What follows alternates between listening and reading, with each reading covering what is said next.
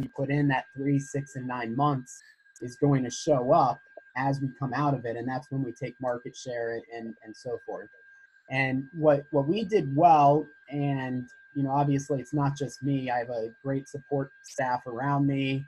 My director of operations, Amanda Dahl was very pivotal in getting our operations staff working virtually. Basically overnight, we went from an in-office staff to a virtual team. And that ability and willingness of everybody involved to have the mindset to do what we need to and change our routine and yet still keep a routine and still have accountability. Our operations staff now has a call at 9 a.m. and 2 p.m. every single day to make sure that we're doing everything that we're supposed to. Versus I know a lot of rainmakers and a lot of individual agents, they lose track of routine, and we're all creatures of habit. And we're just winging the day along, you're setting yourself up for failure.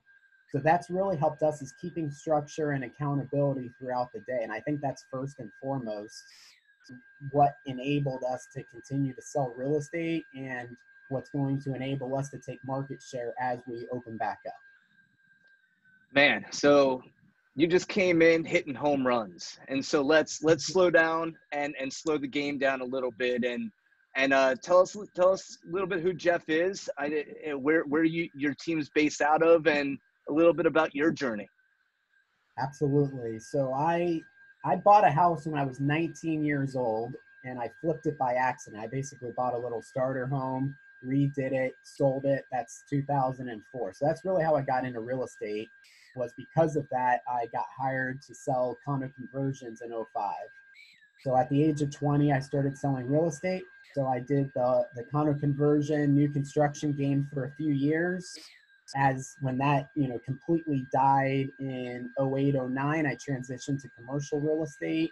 I got to work for a amazing real estate attorney that taught me how to do things the legal or right way, supposedly, and, learn the commercial side of the game. And then as I was selling more and more real estate to my friends that there was an $8,000 credit back then. So I started selling a lot of first-time home buyers' homes that were in my sphere of influence. I decided to transition and join a residential brokerage. So I interviewed all the usual suspects, of course, ended up with KW, which was the best decision I've made in business. And, came in the first 3 years, 2012, 13, 14, was just kind of floating along, winging it, soaking in knowledge, going to lots of trainings and not necessarily applying it. And I know that there's some people on the call that have been there with me where we're kind of education junkies and yet we're not necessarily putting it into action yet. So in 2015, I really started to put it into action. And that's when we really, made the foundation and the jump to have enough business to build a real estate team. And in 2014, we had sold 34 properties. And then in 2015, we sold 85 properties. So because of that jump in production, going into 2016, I was able to start building out a real estate team. And, that's really the year of pain, if you will, from a business person perspective of transitioning just from the hustle and bustle of selling to leading others, building out systems with Amanda, and building the foundation for a great real estate business. Awesome. And so just to repeat a little bit of those numbers for everyone, 2014, 34 sides, 2015, more than doubled it at 85 sides. And then we moved into going wide, we say, which is bringing in more leverage and kind of stepping out of day-to-day and more of allowing more agents sharing the wealth, if you will. Yeah, and that initial year was very painful, and then we had continued success. We sold 126 units that year, and we went into 2017 with a ton of momentum. I mean, we were really cranking, and me being someone that likes to give back and or likes other shiny toys, I decided to become a MAPS coach, a KWU approved trainer, which was pivotal in helping me become the person that I am. And I am using the word pivotal a lot, pivot, pivotal. That's like, that's our word of the day or a year, if you will. So in 2017, we sold 175 units with me basically pulling myself a lot out of production. Like went from being the main listing agent to by the summer, I was really just a part-time agent. And that did two things. That enabled me to spend a lot of time as a maps coach and a trainer and really learn the systems and the models at a very high level. And yet it showed the holes in our baby team. I mean, we had really only been a team for a year and a half, and we started having all these holes show up. So our production started to wane to the point that in the beginning of 2018, we were only doing averaging 11 deals a year in the first half of 2018. So what I had realized is while I had learned a lot and helped a lot of people being a trainer and a coach, I had actually taken the eye off of my bread and butter, my real estate team, where the vast majority of my income was coming from. So I did decide to back off and resign from being a maps coach. I continue to train. I've probably taught in, almost every market center in South, the South Florida region at this point.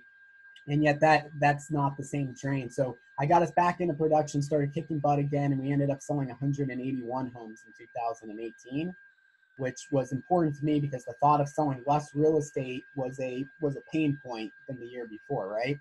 Yeah. So year of growth. Last year we had another growth year with me more in the business again. We sold 234 properties, really cemented our operations staff and so forth. And now here we are getting punched in the gut again with something else. So every year there's a challenge. Every year there's something we have to overcome. And every year we have to make ourselves better. And I can tell you our systems and models today are exponentially better than they were a year ago. Now, having put into place all this virtual accountability, check-ins, making our systems work anywhere and everywhere. So we have to take advantage of these negative things and turn them positive. Yeah, for sure. And so Jeff, when you're throwing numbers around like you are, to me, it just gets me so excited being a rainmaker myself for since 2005. Yet some agents hear that and go, yeah, well, that's for him, or those numbers are on that side of the spectrum. What an agent, let's say an agent who's closing 6 deals a year, what is the difference between an agent, in your opinion, selling 6 homes a year and an agent selling 200 homes a year as far as schedule? Oh, I mean, night and day. I mean, I was literally going to go exactly where you want me to go. So the difference between a smaller producer and someone like me, who's selling hundreds of homes through a team, is I was willing to put in the lead generation hustle and work every day to get enough business to justify building out the support staff. And once you have the support staff built out, then it becomes a lot easier to add agents that can sell more houses. And I always share this with everyone. What really was the difference between 2014 and 15, because that's really the biggest year of transition for me in my business, was in 2014, I was just kind of floating down the river, going to networking events, haphazardly calling my database. I was quote unquote lead generating, yet it wasn't consistent. It wasn't systematic. And when 2019 started, I made a pact with another agent in the office who was a new agent. So he kind of wanted to learn from me.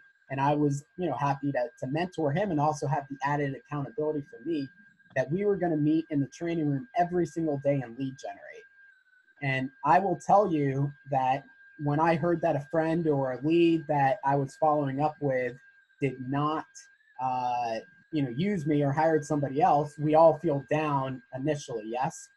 Well, even when I felt like crap and I got punched in the gut because somebody used someone else to buy or sell real estate, I did some lead generation every day. And candidly, maybe it was 5 calls, maybe it was 10, maybe it was 20, maybe it was 10 text messages, maybe it was 30 minutes worth of lead gen on the bad days. I still did something even on the bad mental days. And then obviously on the good days when I was feeling the mojo and we were cranking, I was doing 30, 40, 50 contacts on those days to make up for the bad days. yet some lead generation happen every single day. And that's really the difference between big producers and small producers is, do you actually work every day? And work is not showing, I mean, no disrespect to anybody, but work is not showing even homes. Work is not following up. Work is lead generation. You have to look for new business on a daily basis. We all know what the 5 things are in bold, right? So it's lead gen, lead follow up, go on appointments, negotiate offers and contracts, and script practice and role play, right? If you don't do the first piece, the rest don't really matter because the rest are going to fade away if you don't do the first piece. The first piece is a must. And that's what we have to get in the habit of, is every single day lead generating. So in the possibility of being redundant, I have a question here, and please go anywhere you feel that the answer needs to go. What are the best practices for an agent to take market share, grow their business inside a shift? Take listings. Yeah, and the way that we do that is by providing value. So the way to take market share in a shift or in a good market, and honestly, it's a lot easier in a shift. Because think about this for a second. If we use my area, for instance, the county that I reside in, which is Clearwater, which I didn't answer, by the way, Lee. So we cover all of Tampa Bay. I'm in the Clearwater Market Center. We cover Tampa, St. Pete, Clearwater, and all the surrounding suburbs.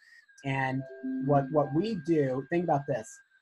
Right now in Pinellas County, there's about 1 million people, and there's probably 9,000 to 10,000 agents. So there's almost 1% of people have their real estate license, if you will. And I'm sure your area is even a little bit worse. You're probably a little over 1%, right? What percentage of those people are not lead generating right now and following up with their database, right? So when we understand that our competition is not doing what they're supposed to, it makes it real easy to say to myself, if I do what I'm supposed to do, understanding the mindset that when I do what I'm supposed to do, I'm going to be able to take market share from them and then never give it back, because I'm going to follow up with them with a 33 touch and provide value. So, you know, I'm a big fan of video content. Some of you have probably seen some of my videos, you know, business, real estate, personal, anything, just getting that face time with people. Right now, you know, the 33 touch, when it was first created, was 3 phone calls a year. Obviously, when they came out with the 36 touch, it was 4 phone calls a year, 1 a quarter, right? Right now, you can follow up with your database on a weekly basis. So if you look at the people that are your real database, the people that you have a great relationship with, you can either call them, text them, Facebook message them. You can do something with them literally on a weekly basis. So you want to build that moat around your people. And then when you look at the people that are around that, you can do that right now and get away with it. Nobody will possibly be mad at you for calling and seeing how they're holding up with COVID, right? So you have the most ultimate excuse on the planet to touch people more often than you ever thought possible. So you can follow up with people, you can talk to people, you can see how they're doing. You can use Gary Keller's most famous line, "What do you need?"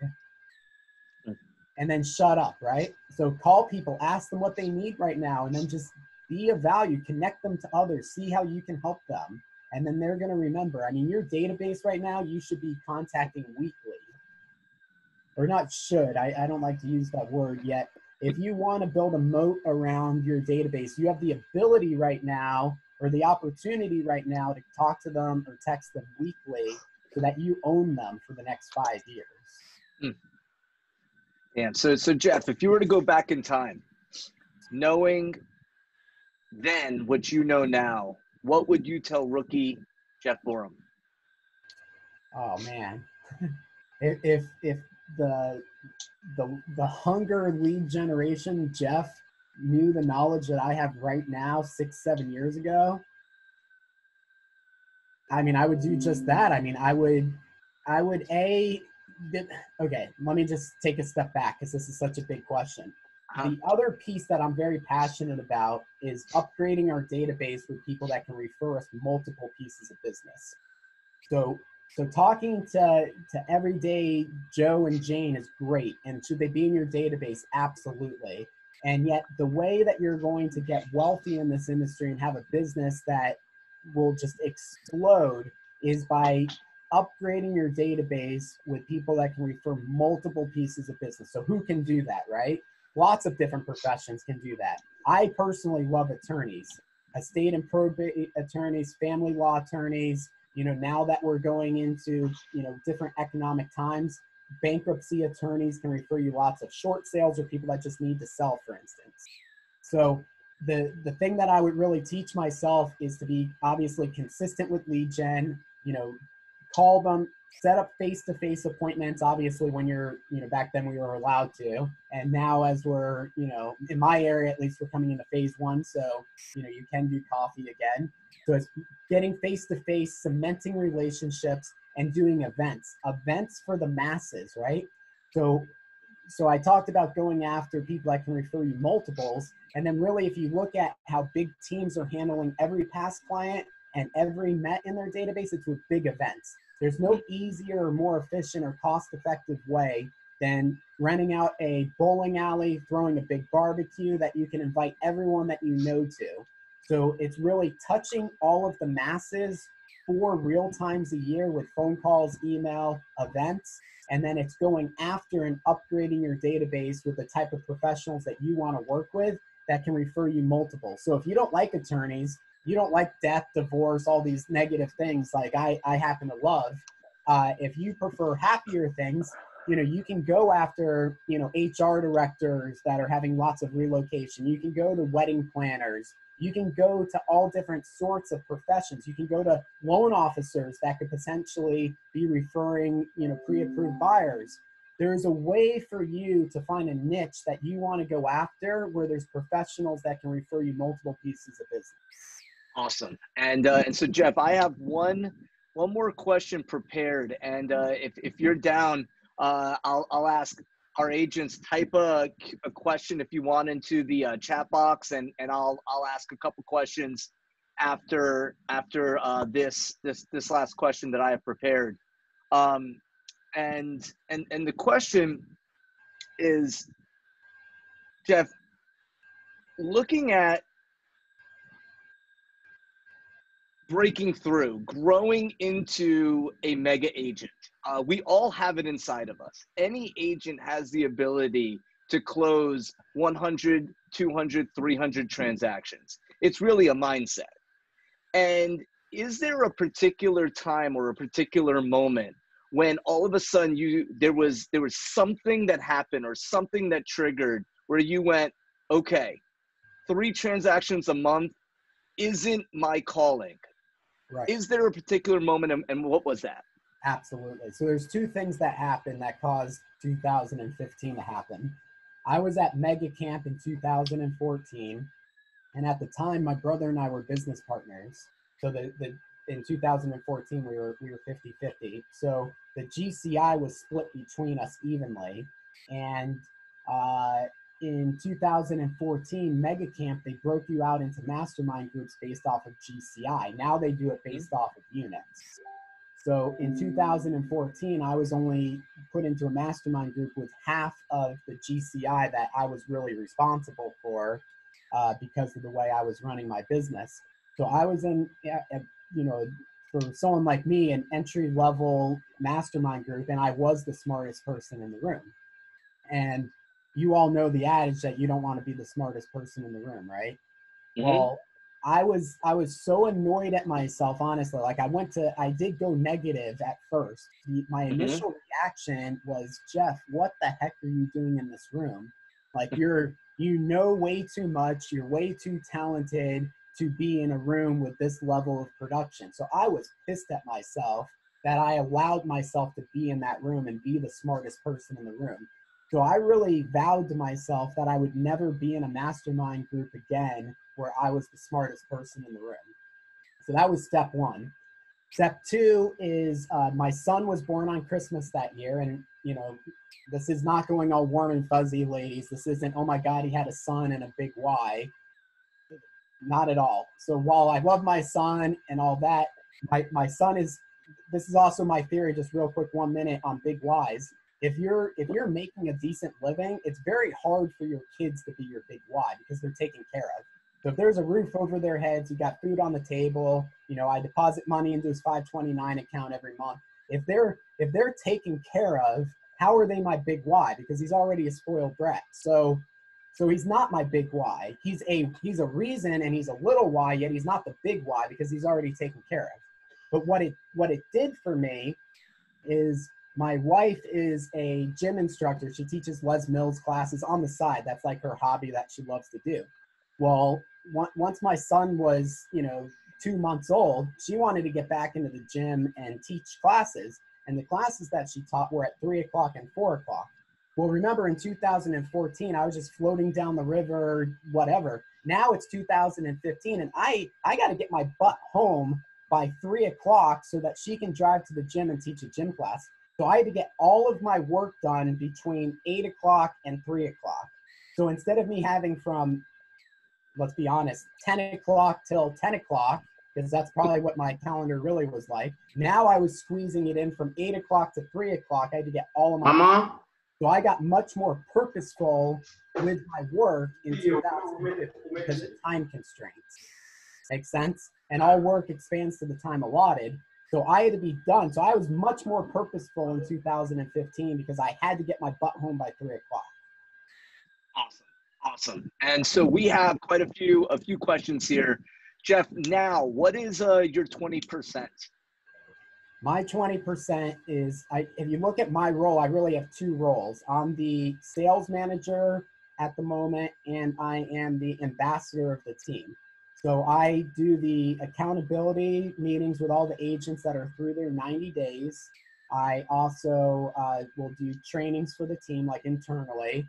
So I'm the sales manager. I'll also answer questions, how to negotiate contract questions. So that's a part-time gig that I have.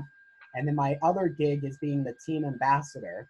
So the team ambassador is what I'm doing now. So this, believe it or not, is lead generation. It's just through the team ambassador angle. So I'm providing value to a market center, and somebody that's on this call is going to have a direct referral or know somebody with a referral for Tampa Bay, Florida. So I'm going to receive an agent referral because of doing this Zoom. Then I am, like I said, an attorney liaison. So my job, we sponsor 4 different attorney groups. So all I do is meet with attorneys, call attorneys, build referral relationships with attorneys so that we get listing referrals. Mm-hmm. So those are my 20%. Awesome. So I have 2 questions here from newer agents, and I wanted us to put the cap on of an agent that may, let's say, join your team. Right, yeah. That's newer, or that isn't joining a team but is looking to find their way. So what I heard you say earlier is network, sphere, but let's just say that networking in their sphere isn't generating enough opportunities. What do you recommend that they do to stay focused in their 20% of lead generation? Yeah. Well, it's obviously following a calendar. Between X hour and X hour, you have to be doing something looking for business, right? So that's just period, the end. If you want to take on calling for sale by owners, if you want to take on calling absentee owners, if you want to take on calling, vacation rentals, right now is probably not a terrible idea, by the way. If you want to call homes for rent that aren't rented yet, you've got to call somebody while you're building your database, and then really leverage your existing database. Let's say that you wanted to know wedding planners. If you called the top 20 people in your database and asked them if they knew a wedding planner that they recommended, that they liked, somebody knows a wedding planner. So you can leverage your database to get more introductions to increase the size of your database in the niche that you want. So we really have to be smart and purposeful about it. Obviously, when allowed, open houses, right? And yet, everything that I do would still circle back to some form of networking or database. We want to find people that can refer us business. So I would literally call 20 people in my database, ask them if they knew a great estate planning attorney. Then I would call the next 20 people in the database, see if they knew a great family law attorney. Then I would call the next 20 and ask them if they knew a great financial advisor. Then I would call the next 20 and ask them if they knew a great CPA. And I would get introductions from my database to top level professionals that they recommended in the fields that I know can refer me more business. Awesome. So here's the so what's the script that you use when calling an attorney? Fresh introduction, like what's the background? Yeah, intro. So if someone is now inspired and say, oh my goodness, this is such a great opportunity, what would be a generic intro to introduce themselves to break the ice? Right. So, I mean, if you're introducing me to someone, then literally it's just a appointment setting. You know, I mean, if any attorney that gets a warm intro from Lee and says, hey, you've really got to talk to my guy, Jeff, then I'm literally just saying, hey, Lee, thank you so much for the introduction. I'll just use your name twice. Lee, it would be a pleasure to meet and see how we could help each other, right? So just how can we help each other? Let me take you out for coffee or lunch when you have time. And they always are willing to meet. My pitch to them is pretty simple, though. Obviously, we still want to go about the meeting or the phone call the same way as you would anything else. You want to ask them questions about their business, see how you can help them. And if they ask you, you know, at this point in my career, I'm very candid. I know more about probate than any other realtor that's not an attorney. That's how I word it. Because obviously there's some probate attorneys that have a real estate license. So I say for non-attorney realtors, I know more about Florida probate than any other agent. And are you ready and willing and wanting to work with somebody that can really make your life less stressful? So one quick point, I don't know if this is just till 11, but one quick point. I'm grateful, man. If you got some time, we got time. Yeah. No, think about this for a second. As real estate agents, no title agency, no mortgage person has any problem asking you for business based on the premise of delivering good service, right? And yet, whenever I teach real estate agents or train real estate agents or do calls like this, there's this big drunk monkey that I'm asking estate planning attorneys, family law attorneys, bankruptcy attorneys for business without having referrals for them. Well, by goodness gracious, why can't we be more like mortgage people and title people? And my pitch is simply to the attorney, listen, I know that you work with realtors on your probate cases, and I'm sure that you're not thrilled with all of them that you work with. Wouldn't it make your life easier if you worked with a realtor that understood the probate process and could make your life a lot easier? So guys, it's okay for us to pitch our service as a service to people that have referrals for us without us having referrals for them. Sometimes our contribution really is delivering great service.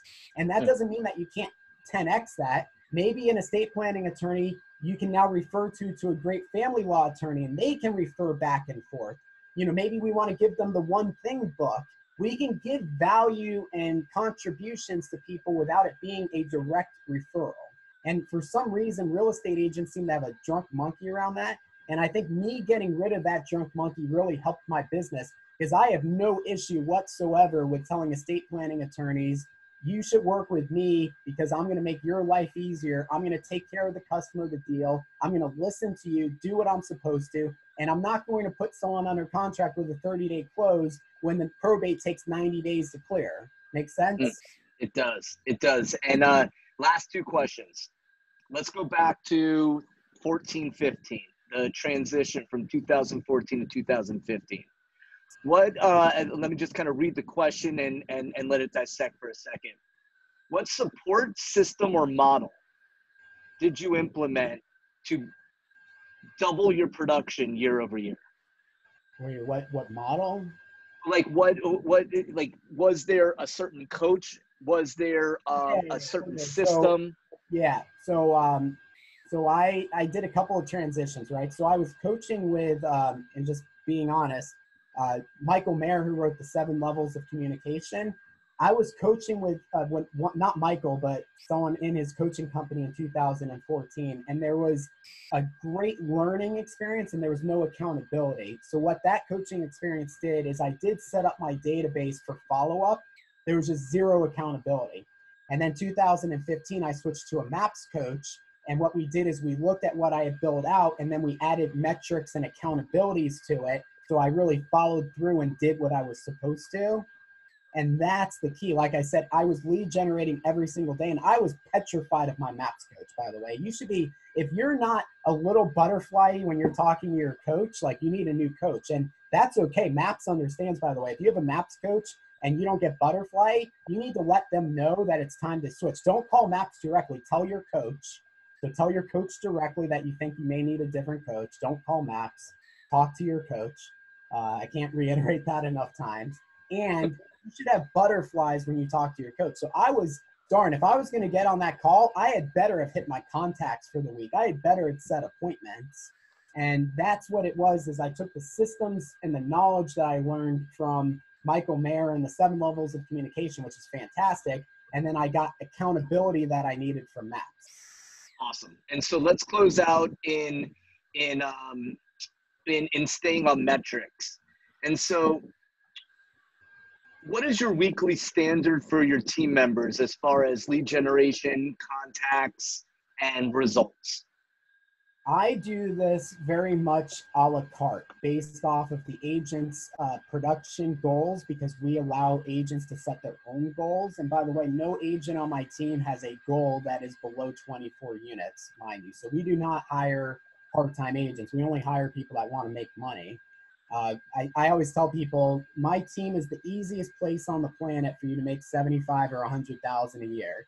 If you want to make 100,000 a year and have frankly, a very cush life as far as workload, I am a great team for you. With that said, so when someone says, hey, we want to sell, because we have big producers too, the top agent on my team last year sold about 15 million. So when I look at the top producers on my team, they set their goal, and then I hold them accountable to it. And we know what they need to do to hit their goal. So we do a 1-3-5 together. We do their 4 conversations, and then we say, hey, are we on track? Do we need to plus it? And what we found is most of our agents are database, open house, type agents, right? We don't have ground and pounders on the lead gen side, except for 1 or 2 people. And we do have 2 ISAs. So the ISAs are, calling expired FSBOs on a daily basis. Everybody else, we're finding if they do about 50 contacts a week in their database, and then they do 3 or 4 open houses a month, they can hit goal, because the team's also going to provide them with half of their business.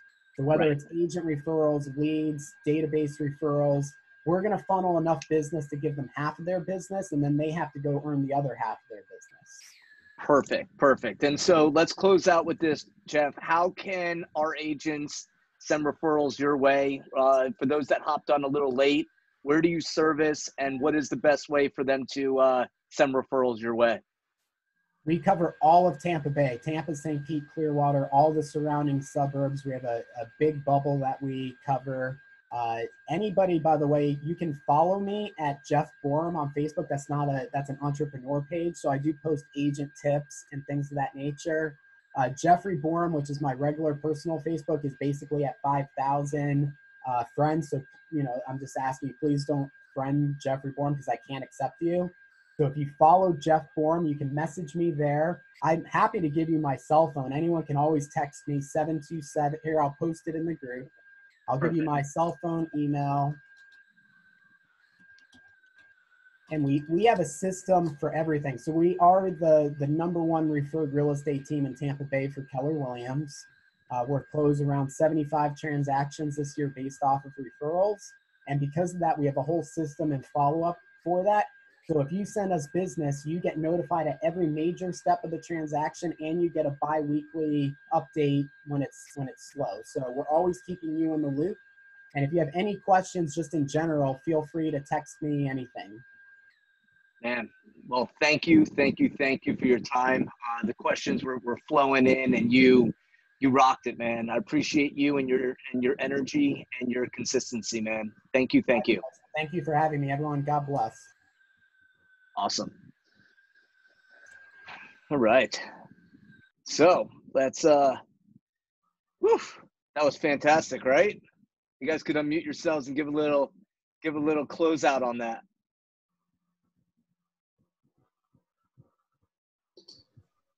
I mean, that was awesome, Lee. Just the other opportunity there of contacting attorneys is something that's been in my mind for quite some time, and I never really implemented that.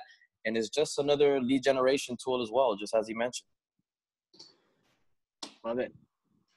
Yeah, I love that he said that we should just go ahead and offer our services on the basis of providing excellent service instead of thinking that we have to offer attorney and other professionals that can send us leads, that we have to offer them referrals, because title companies and loan officers, you know, do that with us all the time. So we should, you know, feel free to do this.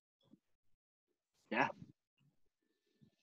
I agree Sure. with Sarah. I was worried about that. I was like, you know, what would you say to a professional like that? How would I be able to market myself? But coming from a place of being a professional and doing your job well, it opened up my perspective. Right on.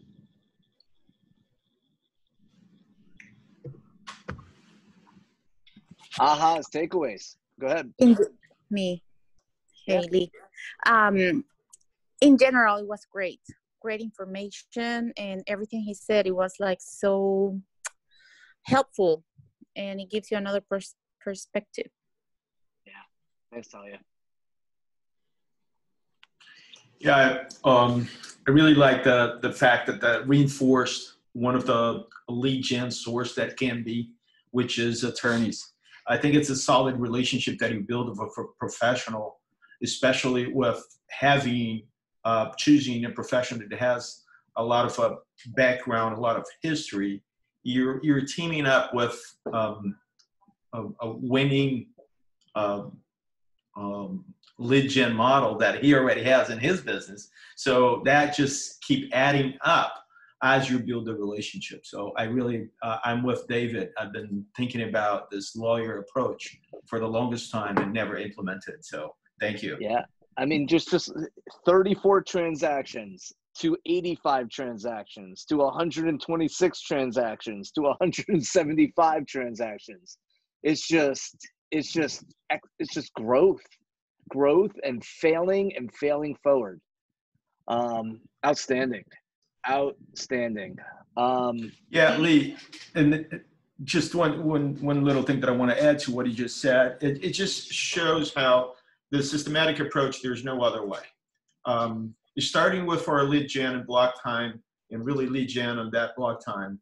And then everything you start to create and pulling by necessity.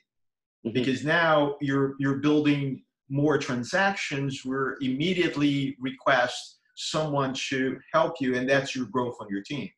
So, and the same thing for him as he grow from 75 to 100 and some, all of that is mastering those steps one step at a time. Yeah. And I go ahead. Who is that? Shuli. Go ahead, Shuli. I usually wear my name tag, and in my age, I go a lot to doctor's appointments, and I always introduce myself as a realtor. And I ask the doctors if they know of somebody that is interested to deal with a professional that try for the best results, and that's me. And as a result, my dentist gave me a listing in Biscayne Cove, which I rented for over asking price because I have a bidding. And he is so satisfied that he said to me, when this is over, which is going to be this month on the 25th, start looking for me for investment properties. I have certain amount of money that I want to invest. So yes, when I go to doctors, I always say, ask them, like, you are a good doctor, I'm a good realtor, so please refer me business. You will not be disappointed. Yeah, totally. So that's absolutely one angle. And the other angle that Jeff shared was make a touch to your database and ask them if they have someone they recommend that you could reach out to. The underlining theme that I heard with Jeff was every day he was having conversations with people, and every day he was providing value, and every day he was looking at how he can grow his business. and it's these seven levels of communication by Michael Mayer is a fantastic sphere of influence book. And so if you have a goal of growing your database, that is a phenomenal model on growing a database-based business. It's called the 7 Levels of Communication. We have, I believe it's in the kitchen, a big painting of the 7 levels of communication. So awesome. Man, thank you guys. This meeting has been fantastic, and let's close it out with our favorite vendors, Catherine and Ari. So let's Ari, you're up. Hi guys, is my video coming through, Yeah, or did you're I good. stop my video? I'm You're good? Cool. Hi everybody. So wow, what a powerful meeting. And Lee, I got so much out of that speaker just from my own personal perspective. You know, I do a lot of cross marketing like that. You know, I go to other attorneys that are in other professions that I can refer business back and forth to. And it's a very powerful tool to be reminded of that, not only for my own personal, you know, networking, but also the relationship that I developed with realtors and agents. So that was really a powerful message, and thanks again for that.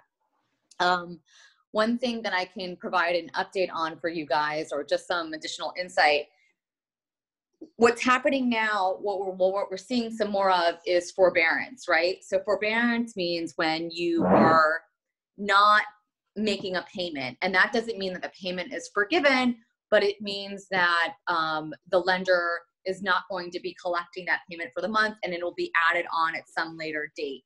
Forbearance not only occurs in the mortgage marketplace, but it's also occurring for property taxes. And this is something that I want to bring everybody's attention to. So whether it is due to COVID or some other disability or some sort of income hardship, people in the state of Florida and throughout the country can apply for deferment of property taxes too. Now that is a great thing to help people, but it's also, there's some pitfalls that occur around it, because sometimes it's not easily discoverable online. And the way real property deferment taxes work is that they're doing a one lump sum when the property changes hands. So unless you have an experienced title agent or real estate attorney who knows how to examine the tax collector's website, read the tax bills, calls, and even sometimes contacts their tax collector, your new buyer can be stuck with a very hefty bill from deferred tax payments left over from a seller. So this is just something that is occurring more due to the current market that we're in. Just something to be aware of. And another reason why you need to have a specialized real estate attorney and title company watching your back. And this is also a great piece of information you can pass along to your sellers or owners who are experiencing hardship, and just let them know that this type of assistance exists. So I wish you guys all the best. Get to work in contacting your databases, and I'm here for any cross-marketing you need for attorneys, etc. Outstanding. Outstanding. Thank you, Ari. Mm-hmm. Catherine. Hi there. Hi, everybody. Great meeting, Lee. Thank you. Speaking of forbearance, just as an aside, the lenders have cracked down on a few different items. One of them is mortgages if the buyer owns more than one property. So now they're checking 5 days prior to closing if there are any lates on the mortgage at all because of all the forbearance that's going on. So we have to be mindful of that. If you have a buyer that owns a lot of property, keep your fingers crossed that he's got his payments that he's making on time. One more thing, there are really no more jumbo loans, or very few. They're very difficult to get. So there's a workaround, and the workaround is to do a first loan for the conforming loan amount, which is $510,400, and then a second loan behind it. So we can still do it. We just have to be creative how we do it. Employment. Employment also has changed how they verify it. They're verifying it 2 days prior to closing now. It used to be 30 days, and now it's 2 days.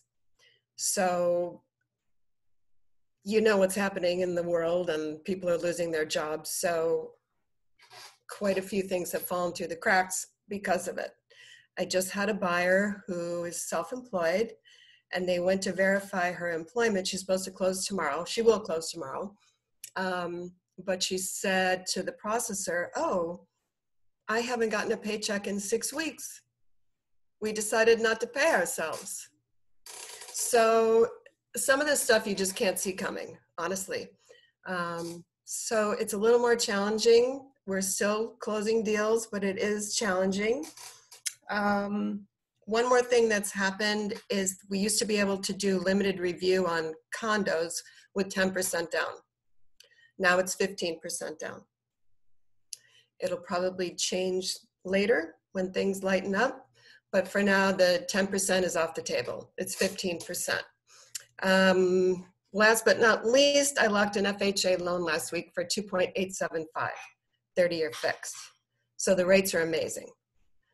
So it's just changing, and we're all changing with it, but just a few other things to be mindful of. So I hope that helps you guys. You know that I'm here for you if you need anything. I appreciate the referrals, the phone calls, the requests for flyers. I miss seeing all of your faces in the office, hopefully soon. Amen. Well, with that being said, thank you, Ari. Thank you, Catherine. Thank you, everyone, for your questions, your participation. Antonio has a question. NCM, any changes? The non-QM, no. There's a couple of lenders, but they require 30 to 40% down. They're pretty strict, but Christopher just closed a non-QM loan on Friday for 4.2 million. So the rate wasn't bad. It was like 4.75, but he did have to put 40% down. So, and there are bank statement loans, but again, the rules have tightened up, but we do have an outlet for it. And it's got to be fluid, right? All of this is fluid, meaning we don't have to be an expert. We just have to be in dialogue with you, and just have communication back and forth as buyer's representation and you, and just, hey, has anything changed? Hey, has anything changed? And if something has changed in the positive, it gives us the opportunity to call our database and our pipeline. Right. Yeah. True. All Sweet. true. All right. Well, thank you, everyone, for your time, your participation. And please, please, please sign up for Bold. Please sign up for Bold. Call me, text me, any questions about how to do that. Again, there is full reimbursement on signing up, and I'm excited to take the course with all of you starting tomorrow. So thank you, everyone. And thank you, Chloe, for that shout out to Bold. And yes, we all love Sue. And thank you, thank you, thank you. Thank you, guys. See you guys tomorrow.